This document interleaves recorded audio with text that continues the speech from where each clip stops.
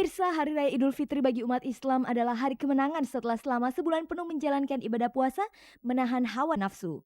Pada hari yang fitri itu umat muslim merayakannya dengan bersilaturahmi saling maaf-maafan. Bagi setiap orang yang merayakan selain memiliki arti khusus, suasana hari lebaran juga memberikan banyak kenangan, terutama di masa kanak-kanak. Berbagai tradisi berlebaran yang unik di keluarga sejumlah artis memberikan cerita yang menarik untuk dikenang. Seperti tradisi bagi-bagi uang atau belanja.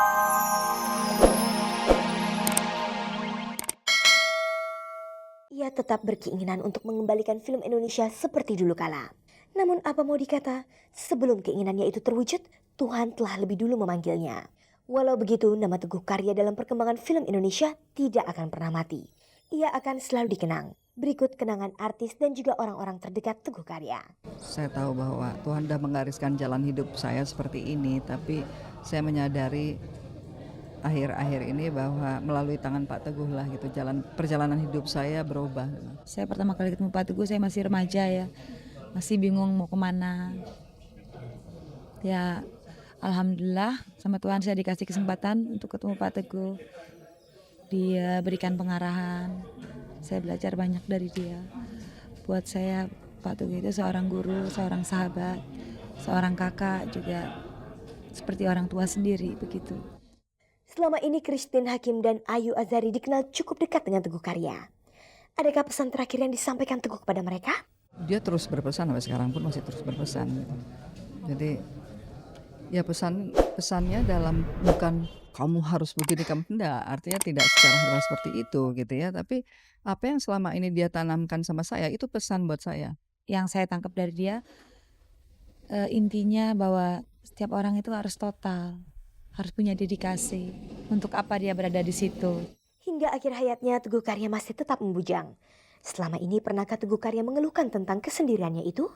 Ya orang yang hidupnya untuk sepenuhnya untuk dunia kesenian gitu ya, bukan untuk dirinya, pasti ada saya kira rasa lonely-nya gitu ya.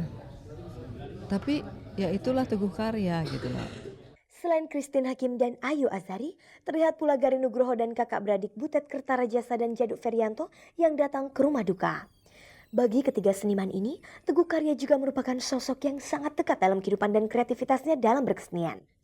Garin Nugroho misalnya, acap kali bertemu dengan Teguh Karya dalam berbagai festival film atau sinetron.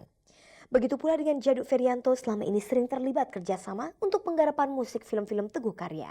Sementara bagi Butet Kertarajasa, meski tidak pernah terlibat dalam kreativitas berkesenian, tapi ia cukup dekat dengan Teguh Karya. Pak Teguh itu banyak memberikan ajaran yang pada saya ketika saya memilih pada profesi saya sebagai pemusik, terutama di dalam penataan musik untuk film dan sinetron ya. Itu memang saya dapatkan banyak dari Pak Teguh terutama. Khusus tentang Garin Nugroho, Teguh Karya memiliki julukan tersendiri untuk dirinya. Ya kan dia kan sebut ini anaknya anak bandel nih gitu aja paling kan.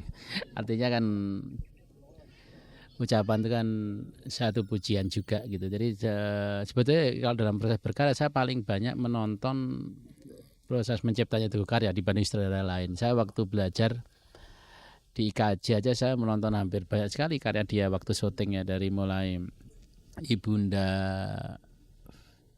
Pacar Ketinggalan Kereta dan sebagainya. Saya menonton terus waktu syuting dan malah sering menggoda ya. Kalau Teguh itu kalau digoda warna bajunya jelek aja dia udah gak bisa tidur ya. Dalam kedekatannya, tentulah ada kenangan yang berkesan yang tercipta di antara mereka dan Teguh Karya. Kenangan seperti apakah itu? Ada satu kalimat yang masih terngiang sekali dengan saya adalah dia menceritakan tentang filosofi kehidupan Pak Teguh. Dia seperti air. Ternyata Pak Teguh itu memang filosofinya seperti air, dia mengalir. Maka saya mengamati beberapa karya-karya beliau selalu ada idiom-idiom air itu di dalam karya-karya, mungkin baik filmnya atau mungkin di dalam teater panggungnya, selalu menggunakan pendekatan yang seperti filosofi air tadi itu. Pak Teguh itu selalu melihat kami itu ketemu tetap sebagai manusia, nggak ada batas ini anak muda, ini apa, kamu profesi apa, nggak. Jadi lebih kehangatan sebagai sesama manusia. Dan dia sangat memperhatikan hal seperti itu. Kecintaan dia pada personalitas seni artistik yang dia bangun itu, seluruh film-film dia rumah dia, seluruh film-film dia diri dia sendiri. Membaca film dia, membaca diri dia, itulah yang paling penting bagi bagi seorang Teguh Karya gitu. Pemirsa, semua kenangan mereka tentang sosok Teguh Karya kini benar-benar tinggal kenangan. Bapak teater dan perfilman Indonesia itu telah pergi untuk selama-lamanya, meninggalkan saudara, sahabat, dan semua yang dicintainya, termasuk dunia perfilman di mana selama ini dia mengabadikan hidupnya. Jenazah Teguh Karya dikremasi di Krematorium Cilincing Kamis 13 Desember kemarin. Namun begitu bukan berarti semangat dan nama Teguh Karya sebagai tokoh film ikut juga mati. Selamat jalan Teguh Karya. Semoga Tuhan memberi tempat yang layak bagimu di sisinya. Pemirsa, Hari Raya Idul Fitri yang datang setiap tahunnya selalu memberi kenangan bagi setiap umat muslim yang merayakannya.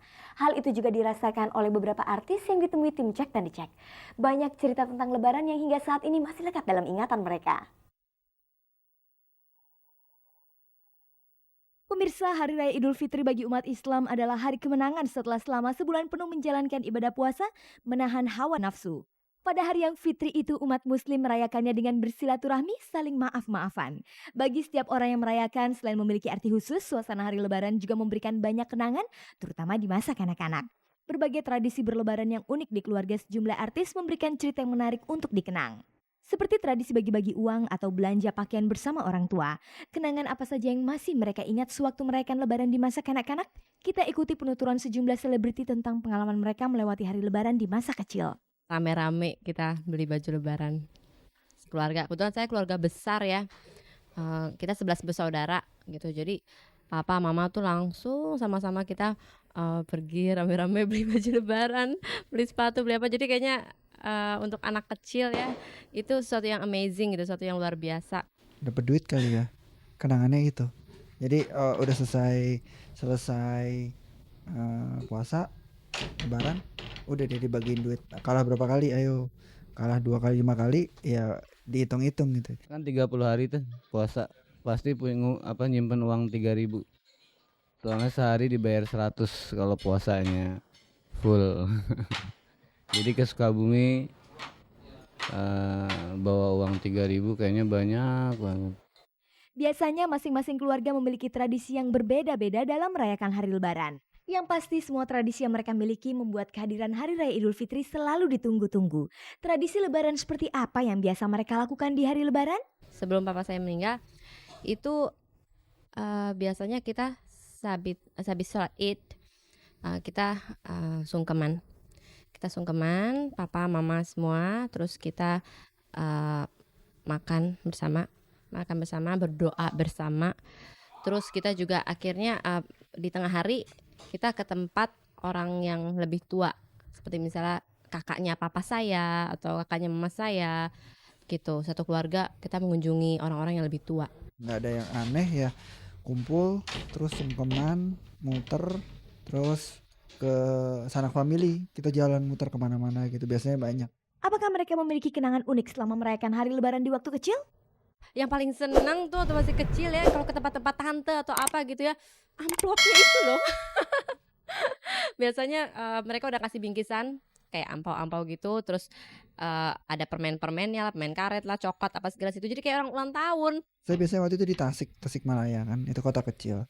Jadi kalau habis dapat duit, kita malamnya jajan di pasar-pasar situ, beli macam-macam. Biasanya sih makanan, kalau pakaian, apa yang lucu-lucu kayak mainan gitu. Waktu kecil kan sukanya gitu. Tapi ada sebagian dikumpulin buat Jakarta juga. Biasanya kan mainan-mainan di Jakarta lebih banyak gitu. Biasanya dikumpulin buat itu.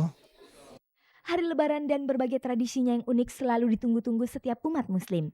Selain menerima salam tempel dari keluarga dan kerabat, ritual berbelanja baju lebaran adalah hal yang penting dinanti-nantikan anak-anak. Biasanya para orang tua memberikan pakaian yang seragam untuk dipakai anggota keluarga. Apakah mereka juga mengalami hal yang sama di masa kecil? Kebetulan saya sama kakak saya itu beda setahun. Jadi kita tuh udah mukanya kita mirip. Terus kita selalu dikasih hampir setiap lebaran waktu kita masih kecil, itu kembar terus bajunya. Kakak saya udah stres. Mah, aku nggak mau bajunya sama mama ade, tau nggak gitu. Aku udah sadar kalau aku sih tenang-tenang aja gitu, yang penting baju baru gitu. Waktu kecil aku ada yang samaan, tapi udah gedean nggak mau yang samaan. Malu. Gua sama abang gue ya, bedanya 3 tahun. Pokoknya harus sama. Kita kemarin puasa-puasa ke Majestic, beli bahan, ngerancang sendiri, bahannya sama biru. Gue, istri sama anak juga.